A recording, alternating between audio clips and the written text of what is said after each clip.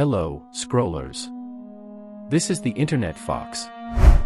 Five Nights at Freddy's is a massive game franchise that changed how we see horror as a whole, and was made by Scott Cawthon in 2014, but that story needs no introduction.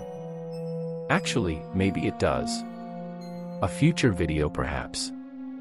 As of 2023, it has almost 30 books and around 20 games including spin-offs and trolls. With that amount, there has to be some obscure oddballs, right? Exactly. Today we are covering the topic of Five Nights at Freddy's World, but not about it itself, nor its actual Halloween update, but its Halloween edition, which is a completely different game. So, let's start with the history. What even is this game and why does this exist? The game was released on October 28, 2015, so unless you are an OG, you won't remember it.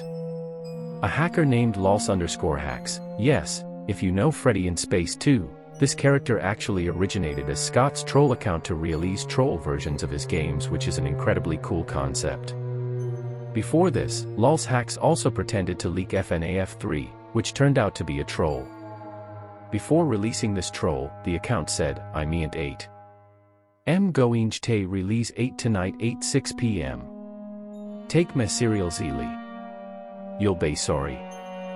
I will post a link right here. Which you great writing there. Well, the game was released, and was obviously a troll. However, despite that, it still had many unique FNAF characters that never made it to World, so now let's go over them, and then I will talk about the game itself.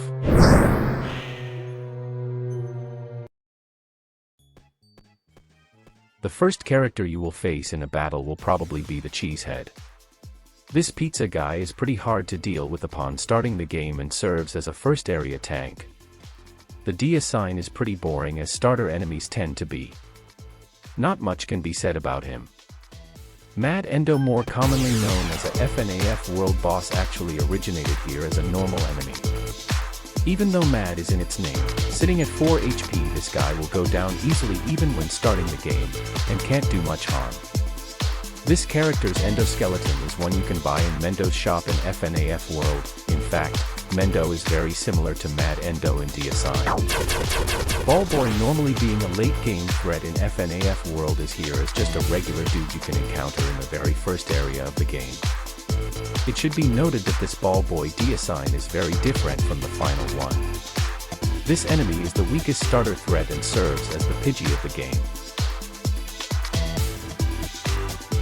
Prototype, sitting with his 21 HP, is a massive threat of the second zone, and the first real tank you will encounter so early to the game, serving as a threat to not progress any further until you are ready.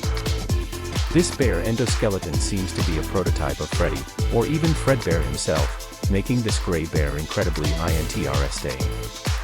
Hey, what is this? Why is there lore in my FNAF spin-off troll? Jokes aside, this character is pretty strong and hard to deal with at the start.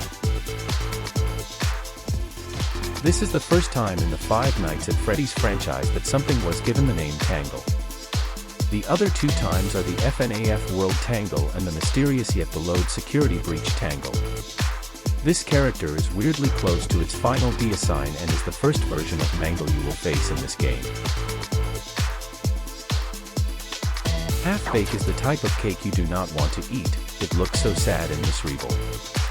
It absolutely does not want to be here, which I understand. What is the role of a half-baked cake?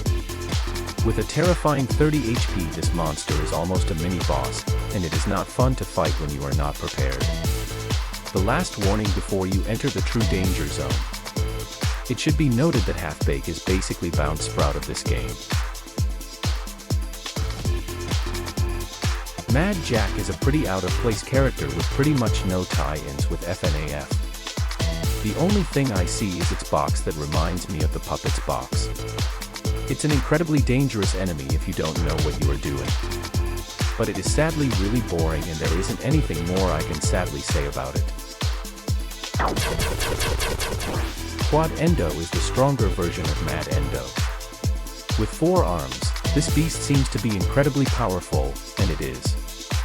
This is an even clearer example of how these endos influence the final design of Mendo from FNAF World. Funny story, This is the enemy I mostly grinded on while playing this game. This character sadly did not appear in the actual game and remains very obscure. Mudpie is the tank that gave me by far the most trouble. Its roof high defense and terrifying attack stat make this beast unkillable on first try without grinding. It is in fact the main reason why you should grind in the first place. What doesn't help is its 60 HP. This is the stronger half-bake and is the grab mute of this game.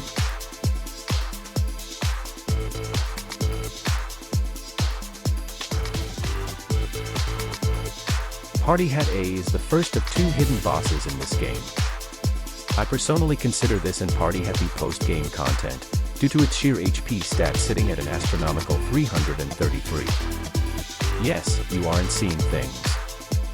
333, it's dangerous, but it's well hidden. You need to keep walking into a pumpkin for like 10 seconds, so if you found it you have probably beaten the game and are reading a guide.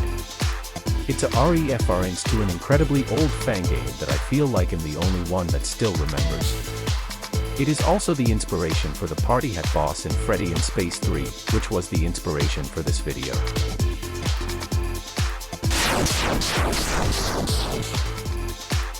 Zangle is a pretty cool looking enemy that you face on your way to the final boss of the game, Purple Geist. It's a winged mangle that breathes fire, as it is meant to look like a dragon. As all late game enemies, its HP is high, 75, it hits hard, and has good defense. It's the second and final mangle enemy here. Being late game and in a troll, it is so obscure that even I didn't know about it. Big Jack is the stronger Mad Jack, and it is boring as its counterpart.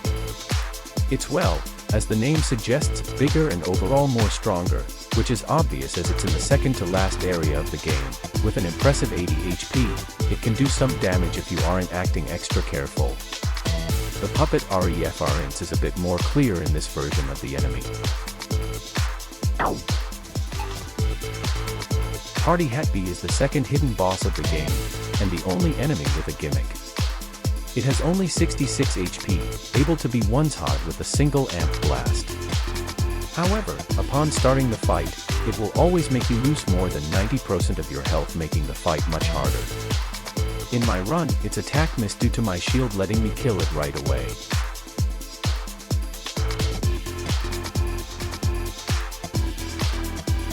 This is Brow Boy, an enemy that appears earlier in the game, and due to how small the game world is, I just forgot about him, sorry.